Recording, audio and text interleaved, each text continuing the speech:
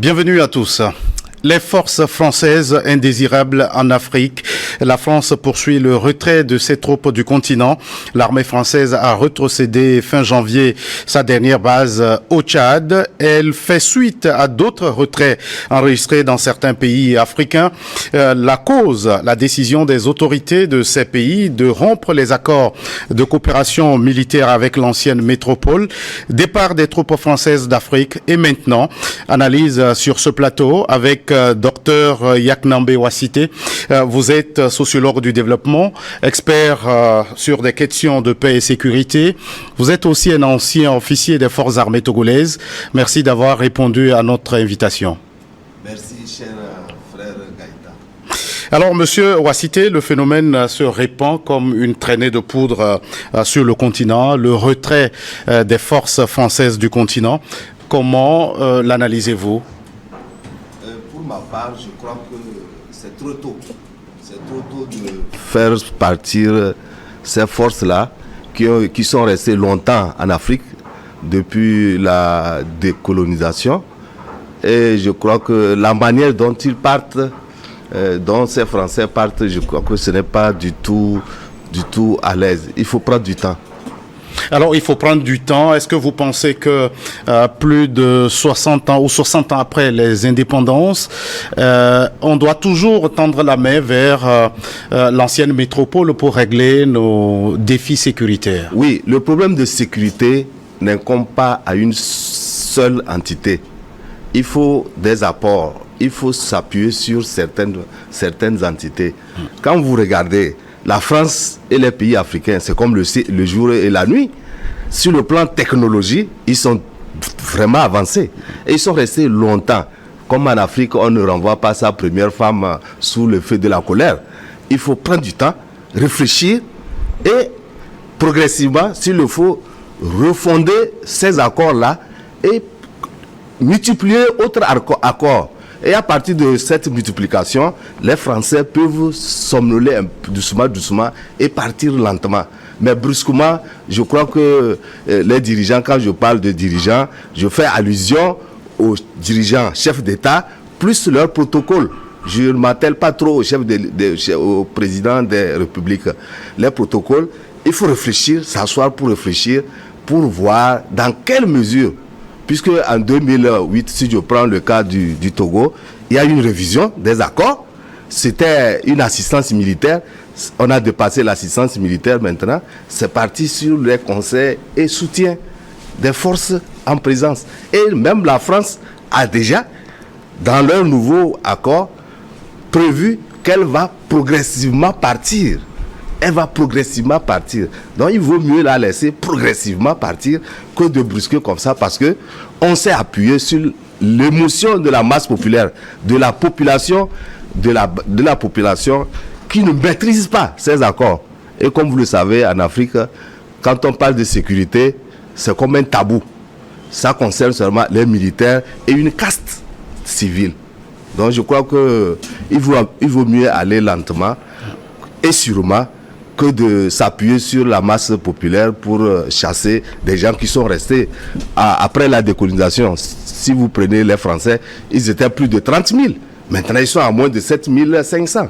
Donc, progressivement, ils peuvent partir. Oui, concrètement, la question qui est légitime d'être posée, que contiennent concrètement ces accords de coopération militaire entre nos pays et la France? Bon, ces accords ont été révisés. Actuellement, ces accords se limitent entre les conseils et les soutiens logistiques et techniques.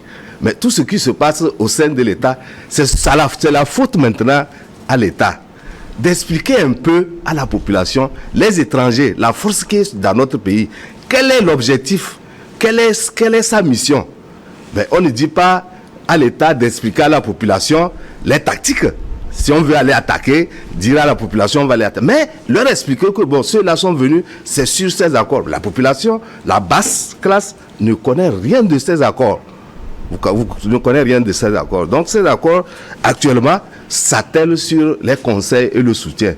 les forces françaises ne s'intègrent pas dans les problèmes politiques. Oui, officiellement, on l'a vu dans les pays où ces forces étrangères étaient déployées, c'était pour justifier, justement, comme on l'a dit, les accords militaires signés avec Paris, et c'est au nom dans certains pays de la lutte contre le terrorisme. Comment maintenant envisager la lutte contre ce fléau sans l'aide étrangère? Monsieur Gaëtan, je vous dis que sans l'aide étrangère, nos forces africaines ne peuvent pas faire face à ces groupes armés terroristes. Ça, je suis convaincu. Ils ne peuvent pas. Certes, les militaires ont la tactique. Ils ont le professionnalisme. Mais la technique, le matériel, mais c'est insuffisant. Le matériel est insuffisant. Non seulement acheter le matériel pour venir donner aux militaires d'intervenir, parce qu'il y a le problème social. Il y a le problème social. Et il y a les moyens. Mais quel pays africain fabrique les avions? Quel pays africain fabrique les missiles? Surtout si vous prenez les colonies, les 17 colonies françaises. Les anciennes colonies françaises. Les anciennes colonies françaises. Il n'y en a pas. Il n'y en a pas. Ça vient d'eux. Vous les renvoyez. Ils ont tous les moyens. Prenez le cas de la RDC. La RDC, le président a commencé à dire à la MONUSCO de commencer par plier bagages. De commencer par plier bagages. Et vous voyez, quand le président Tshisekedi a dit de plier bagages, vous voyez ce qui se passe maintenant. Goma est tombé dans le groupe, sous le contrôle du M23. Et c'est maintenant que la RDC se prépare pour attaquer à partir du sud Kivu. Non seulement, est-ce que la RDC seule peut faire? Non. Elle a signé des accords avec la Russie. Il y a un projet d'accord avec la Chine. Donc on attend voir quels sont ces accords-là, qu'est-ce que les accords-là véritablement vont faire au RDC pour pouvoir faire face à cette crise qui risque de devenir une crise régionale. Et est-ce que ce sont les Français qui se battent entre eux? C'est les Africains. C'est les pays africains entre eux. C'est les pays africains entre eux. On sait nos armées mal et sous-équipées. Alors vous le dites aujourd'hui, elles ne peuvent pas à elles toutes seules relever les défis sécuritaires. Est-ce qu'il faut aller vers le tout sécuritaire pour endiguer le fléau? Oui, le tout sécuritaire, ce que je dis cette fois-ci, je crois qu'il faut impliquer en matière de sécurité, enlever cette affaire de tabou, impliquer la population. Vous voyez le cas du terrorisme. Quand vous dites impliquer la population, qu'est-ce que vous attendez de cette population? Il faut expliquer clairement, d'abord, quel est l'objectif de ces accords-là, quels sont les avantages de ces accords, et essayer d'être en union. Une fois que les forces africaines, quand vous voyez un peu les forces africaines là, entre elles et leur population de base, c'est comme le jour et la nuit. Il faut que la population accepte ces forces armées là, nationales, pour pouvoir... Mais si vous prenez le cas des djihadistes, ils sont parmi nous. Il y a des djihadistes idéologiques. Ils sont dans tous les pays. Mais si la population n'est pas impliquée, comment pouvez-vous toute seule, armée, faire face? C'est comme le président Faure vient de le dire ces derniers temps, que l'armée seule ne peut pas endiguer le problème du terrorisme au nord. Donc moi je crois que même la population qui s'érige je ne sais pas en quoi pour chasser les Français, elle voit que les forces françaises n'impliquent pas directement dans leur quotidien. Alors que les accords sont clairs. Ce n'est pas partout que les forces françaises doivent intervenir. Non, ils sont en retrait pour soutenir les forces nationales.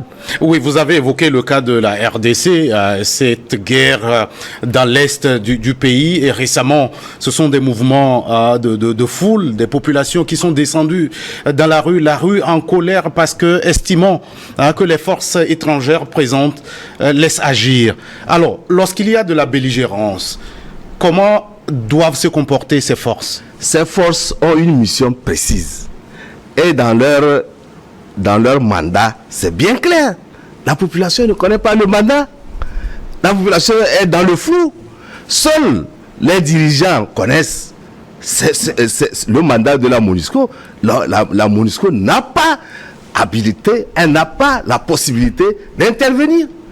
Et même si elle doit intervenir, elle est conduite par l'ONU. Il faut prendre les instructions au niveau de l'ONU. Si l'ONU dit « Ah, restez en retrait », vous devez rester en retrait.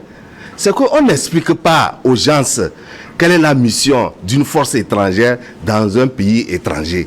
On croit que, ah oui, si on nous tabasse, si on nous arrête, les forces doivent intervenir. Non, les clauses sont bien précises. Le contrat est là, l'accord est là, le mandat est là. Donc, il ne faut pas incriminer seulement que, bon, ils sont là, ils ne font rien. Ils sont là, ils ne font rien. Allez lire. Ceux qui savent lire, laissez la population, la basse place. Ceux qui savent lire, ils trouveront que ce n'est pas la mission de la MONUSCO. Elle a le plein droit de rester en retrait. C'est la force nationale qui doit agir. Alors oui, docteur Ouassité, nous avons vu l'intervention de ces forces étrangères dans le cadre du terrorisme. Aujourd'hui, vous dites que le départ ou les retraits sont précipités. Est-ce que nos États ne peuvent pas coopérer entre eux dans le cadre de la lutte contre le terrorisme? Monsieur Gaëtan, je répète encore, il y a problème de moyens. Pour faire face à une guerre, il faut des moyens. Déjà, ces pays qui sont attaqués par les djihadistes, ces pays où il y a la guerre, mais regardez la vie quotidienne, elle est précaire. On cherche pour comment appelle-t-on, trouver de l'emploi aux jeunes. On cherche, il y a le problème de santé, il y a tous les problèmes là, il y a tous les problèmes qui tournent autour des dirigeants. Mais ils en ont marre, ils ne peuvent pas. Il faut des moyens pour faire face à une guerre. Il faut des moyens et des techniques. Est-ce que ces pays ne peuvent pas avoir ces moyens aujourd'hui? Même s'ils doivent avoir ces moyens, ils vont aller emprunter. Ils vont aller emprunter. Et chez qui? Auprès des Occidentaux. Auprès des Occidentaux. Je vous dis que ces puissances-là, il vaut mieux créer une commission pour réfléchir et reprendre même les accords. Pour reprendre les accords, ben, je vous dis, vous envoyez des sapeurs-pompiers pour éteindre un incendie chez vous. Vous les laissez dans votre domicile et vous êtes ailleurs et ils vont éteindre le feu. Non, c'est à vous de rester avec eux pour leur dire, non, la chambre là contient ceci, voilà, et orienter. Mais quand on laisse ces Français créer leur base et ça devient comme un État, il n'y a pas l'œil.